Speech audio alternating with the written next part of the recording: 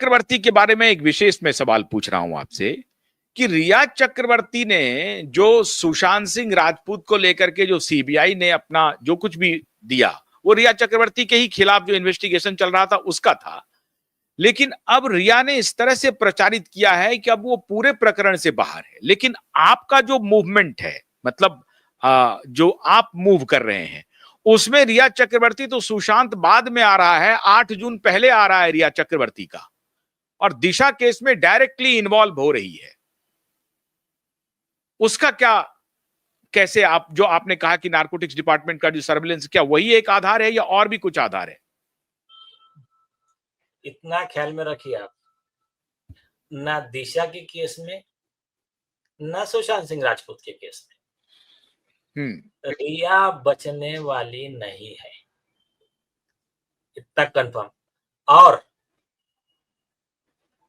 मैं सीबीआई की रिपोर्ट,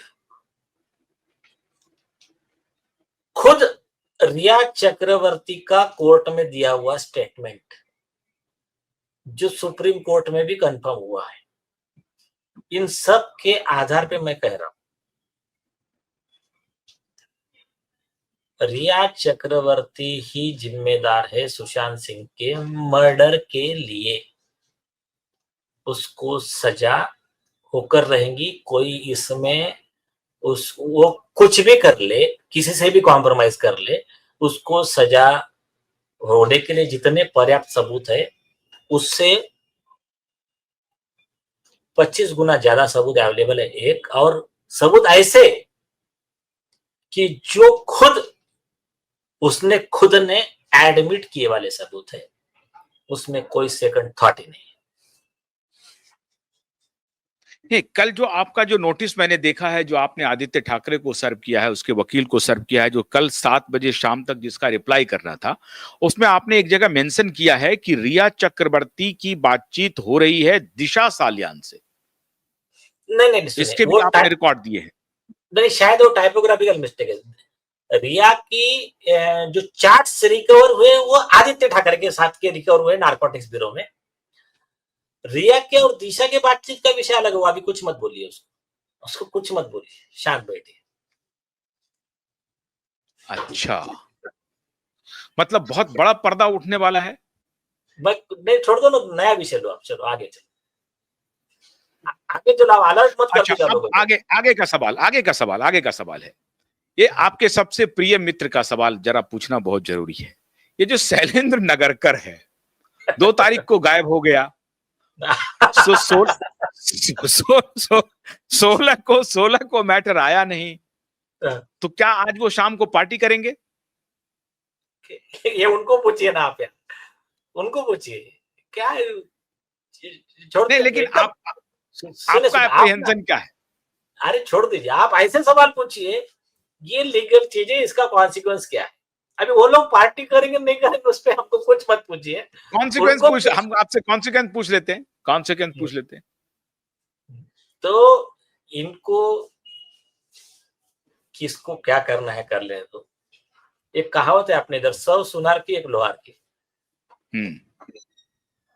पहले दिन से हम बोल रहे, देखिए इन लोगों ने ट्राई किया,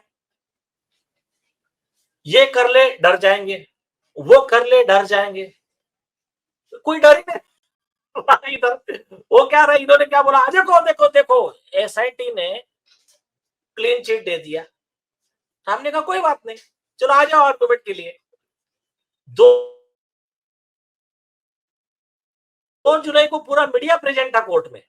मैंने कहा कोई बात नहीं सर, आप भी आर्गुमेंट स्टार्ट कीजिए, मैं अब भी आर्गुमेंट कंप्लीट करता हूं। चलो 11वां मिनट में लगेगा ऑर्डर करने के लिए एफआईआर का, सुप्रीम कोर्ट का जजमेंट है, तो वही टाइम लेना चालू कर दिया। नहीं सर ऐसा नहीं, आज हमारा ये गायब है, आज हमारा वो है। तो क्या है इसमें, कोई किंचित ना डाउट है, ना किसी के मन में डर है, सारे प्रूफ्स मटेरियल्स अवेलेबल है। डर तो उनको, अभी मुझे इतना बताइए, एक बहुत सिंपल सवाल, अगर उनके वो कुछ इसमें ना आरोपी है ना, अभी नया स्टोरी चालू कर दिया, देखा ना आपने आदित्य ठाकरे का नया इंटरव्यू। पहला था कि जो भी बोलना है मैं कोर्ट में बोलूंगा, आपके पास नहीं बोलूंगा। कोर्ट में एफिडेविट आया, उसमें बोला ही नहीं कुछ, तो हमने कंटेम्प्ट भी लगा दिया, परजुरी भी लगा दिया, अब नया नैरेटिव चालू कर दिया। मैं बोलूंगा ही नहीं, मेरा केस से कोई संबंध ही नहीं है। तो अभी नए इंटरव्यू में ऐसे वर्ड चालू हो गया, बोले मैं वो मैटर पे कुछ बोलूंगा ही नहीं। तो क्या है, बोलूंगा कैसा नहीं, तुम खुद ही बोल रहे थे, लो ना तुम्हारा, तुमने पहले तो बोल दिया ना कि मेरे नाना जी की डेथ हो गई थी, मैं रिया क्यों नहीं जानता ही नहीं था, और सब झूठ साबित हो गया। आप बोलो ना कि झूठ क्यों बोला था करके, तो कोई बात नहीं, उनको बोलना है बोले, नहीं बोलना है नहीं मत बोले। अभी नहीं बोलने का ये कहां से अब ये शुरू किया इन्होंने, ये क्यों प्लानिंग करके किया है, या इनको लग रहा है कि यही करना चाहिए, इनके वकीलों ने सलाह दी है? अच्छा, नहीं बोलने का तो कोर्ट में आए क्यों, इंटरवेंशन फाइल क्यों किया फिर? मैं वही तो कह रहा हूँ। हाँ, जब तुम्हारा कोर्ट केस से कोई संबंध नहीं है, तुम्हारा कोई लेन देन नहीं है, और तुमको लगता है, अभी देखो, अगर आप कॉन्फिडेंट हो कि तुम्हारे खिलाफ कोई सबूत नहीं है हम लोगों के पास में, तुम्हारे को एसआईटी ने भी क्लीन चिट दे दिया, अभी तुम्हारे को लग रहा है ना सब क्लियर, तो फिर क्यों तुम ये जाके मीडिया को मैनेज कर रहे हो? तुम जाके फिर क्यों, ठीक है, वो मैं डेट के बारे में आज नहीं बोलूंगा। निकल जाती है, क्या करेंगे, जो सच बात है वो निकल जाती है। नहीं बोलूंगा, सुने। तो क्या है, मैं दर्शकों को थोड़ा बता देता हूँ। देखिए साहब, वो गोविंदा की एक मूवी आई थी जिसमें वो कहते थे कि मेरी ये परेशानी है कि सच बात निकल जाती है, तो इसे कंटेम्प्ट मत समझना। अब ये सच बात अगर हम दोनों के मुंह से निकल जाए तो माननीय अदालत से मैं आग्रह कर रहा हूँ, इसे कंटेम्प्ट मत समझना। इसलिए वो कंटेम्प्ट का विषय नहीं, देखो अगर गलत है तो गलत है, उसमें क्या है, मैं तो सीधा नाम लेकर बोलता हूँ, वो विषय नहीं है। नहीं, कंटेम्प्ट की हम लोग परवाह भी नहीं करते। हाँ, अरे तो जब सच है तो किसको डरना? हाँ, तो क्या है, वो जो भी है, तो तुमको इतना मैनेजमेंट की जरूरत क्यों पड़ रही है? हाँ। और 2 अक्टूबर 2023 को एफिडेविट फाइल किया था पहला आदित्य ठाकरे ने। कभी भी कोर्ट में आएगा डेट लेने के लिए। तुमको अगर ऐसा लगता है कि तुम्हारे खिलाफ का केस झूठा है, तो तुम आते कोर्ट में, तुम्हारे सीनियर काउंसिल सुदीप पासवान जी कहते कोर्ट को कि भाई ये केस पूरा झूठा है, मेरे सर पे हैंगिंग सोर्ड है, आप इसको अभी के अभी क्या आंसर करो। उस तो फिर आप आके फिर दो चीजें बोलते कि साहब ये सब झूठा है, उस दिन मैं यहाँ था, ये मेरा लोकेशन, और ये मैं रिया गिया को जानता नहीं हूँ, ये एनसीबी झूठी है, ये नारकोटिक्स ब्यूरो का जो सर्विलेंस फोन है वो झूठा है, मोबाइल का और लोकेशन झूठा है, और जो आई विटनेस कह रहा है वो झूठ है, और ये सुप्रीम कोर्ट का जजमेंट झूठा है, और ये लॉ झूठा है, सिर्फ अकेला मैं ही सही हूँ, बोलते फिर कोर्ट में। तो जब तुम्हारे को लगता है कि तुम्हारा केस से लेन देन ही नहीं है, तो आकर आप लो ना केस का हियरिंग, आप लो अगर आपको लगता है तो, नहीं तो हम तो ले ही रहे भाई। क्या नहीं मैटर, उस डेट पे आया तो हम लेते हैं, 2 हफ्ते के बाद में फिर आ जाएगा, 1 महीने के बाद आ जाएगा, नहीं तो उसको हम थोड़ा सा और पहले करा के लेंगे, और दूसरा प्रोसीजर चल रहा है, उसमें मालूम पड़ जाएगा अभी क्या होता है सर्जिकल स्ट्राइक। तो ठीक है। नहीं, तो इसमें आप ये कह रहे हैं कि एक प्रकार से स्वीकारोक्ति हो गई, आपने चूंकि ऑलरेडी रिप्लाई कर दिया उनके एफिडेविट का और उस पर उनसे जवाब मांगा, आपने एक टाइम भी दे दिया, उन्होंने नहीं दिया, अब वो स्वीकारोक्ति हो गई एक प्रकार से। अब उनके पास ऑप्शन क्या है? क्या वो देश छोड़ के भाग जाएंगे? अब आप फिर कहिएगा कि ये सवाल आप उनसे पूछिए। मैं ये कह रहा हूं कि नहीं, उनके पास ऑप्शन क्या है? वो कहीं नहीं जा पा रहे हैं ना, सरकार भी उनको नहीं बचा पाएगी इस मामले में। कैसे सरकार बचाएगी उनको? क्योंकि मामला अदालत में है, सरकार की कोई भूमिका नहीं है। सरकार की यही एक भूमिका थी कि शैलेंद्र नगर को उन्होंने बलि का बकरा बना दिया है और शैलेंद्र नगरकर खुद ही भाग रहा है। तो अब बड़ी अजीब स्थिति हो गई है नीलेश जी। नहीं, उसको मैं आपको ठाकरे के लिए एक ही तरीका था कि हिंदी मराठी का विवाद शुरू कर दो। नहीं, उसको मैं इसमें क्लियर करता हूं। क्या है, ये जो थे ना अपने बराक ओबामा, यूएस के प्रेसिडेंट, तो उन्होंने ओसामा बिन लादेन के लिए क्या स्पीच बोला था उन्होंने, सेंटेंस, कि या तो हम उन आतंकवादियों को न्याय के पास लेकर आएंगे, या तो न्याय को, जस्टिस को उनके पास लेकर जाएंगे, लेकिन इंसाफ हर हाल में होकर रहेगा। मैं आपको अपने इंडिया के स्टाइल में बताता हूं।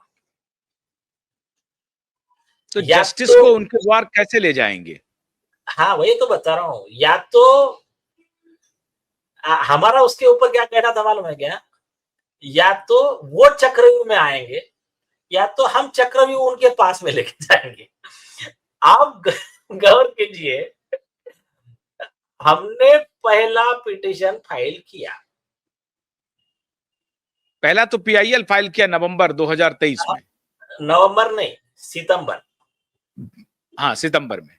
सितंबर 2023 में पहला पीआईएल फाइल किया। आदित्य ठाकरे नहीं आए। तो आदित्य ठाकरे आए कैसे? तो धन्यवाद उन सारे ईमानदार पुलिस अधिकारियों का, सारे इंटेलिजेंस के लोगों का, जिन लोगों ने हमको इनपुट दिया कि बाहर आएगा कैसा ये, और खास करके ये आदित्य ठाकरे के सहयोगियों का। तो उन्होंने जो इनपुट दिया, फिर उसके बेस पे हमारा अर्जी लगा। आपको याद होगा, ये खुद के लिए नहीं आए हैं, ये आए हैं उस तोते के वजह से जिस तोते में इनकी जान है। और वो तोता कौन है? रिया चक्रवर्ती। जैसा हमने पीआईएल लगाया, उसकी चर्चा शुरू हुई, तो इन्होंने पहला इवेंट मैनेजमेंट रखा उसकी इमेज कवर अप का राजदीप सरदेसाई के पास में, और हमने कंटेम्प्ट लगाया राजदीप सरदेसाई और रिया के खिलाफ। तब पहली बार भागते हुए आदित्य ठाकरे आ गए, इंटरवेंशन लगाया। आप एक गौर करो, खुद की जान उतनी इंपॉर्टेंट नहीं थी उनको। ये क्या साबित करता है कि रिया चक्रवर्ती का विषय आया करके हमारे भाई साहब भागते हुए आ गए। मतलब रिया का जैसे लगा कि रिया फिर से उनको कहीं कस्टडी में लिया, क्योंकि आपने कस्टडी में लेने की बात की थी इमीडिएटली, और आपने कहा था कि सीबीआई ने अभी तक कस्टडी में क्यों नहीं लिया है। तो आप फटाफट ये नहीं, सुनो, हमने क्या लगाया था कि हमारा पीआईएल चल रहा है, पीआईएल को प्रभावित करने के लिए इसने इवेंट मैनेजमेंट लिया, और उसमें वो दिशा की मौत बोल रहा है, दिशा की सुसाइड बोल रहा है, सुशांत की सुसाइड बोल रहा है, जब तक कि एक फाइनल कंक्लूजन हुआ नहीं है कोर्ट का। तो ये मैनिपुलेट कर रहा है और इसको ग्लोरीफाई कर रहा है आरोपी को, आदित्य ठाकरे, रिया चक्रवर्ती जो भी है। तो जैसा रिया का नाम आ गया कि एकदम सब काम छोड़ के आके इंटरवेंशन फाइल कर दिया आनंद फानन में, और सारा झूठ लिख दिया उसने। तो ये जो है ना, तो ये होता है चक्रव्यूह उनके पास ले जाना या उनको चक्रव्यूह के पास बुलाना। अब आ गए, आने के बाद में हमने क्या कहा, चलो मेन केस बाजू में रख दो, अभी झूठा एफिडेविट दिया, इसका ही केस चला लो। तो तब उस समय इन्होंने गलत काम कर दिया। उस समय के जो चीफ जस्टिस थे देवेंद्र उपाध्याय जी, उनके ऊपर हमने प्रोसिक्यूशन फाइल किया कि उन्होंने इसको आदित्य ठाकरे को मदद करने के लिए डिले करते गए, मैटर को सुनवाई नहीं लेते थे। फिर जब नए बेंच के पास में सुनवाई आई, तो नए बेंच के बाद सुनवाई आने के बाद में फिर आ गई एंट्री सतीश सालियान की। तो दिशा के पिता जैसे आ गए, तो दिशा के पिता आ गए मार्च एंडिंग में, तो ये बोलने लगे हम कोर्ट में बोलेंगे, कोर्ट में आ ही नहीं रहे।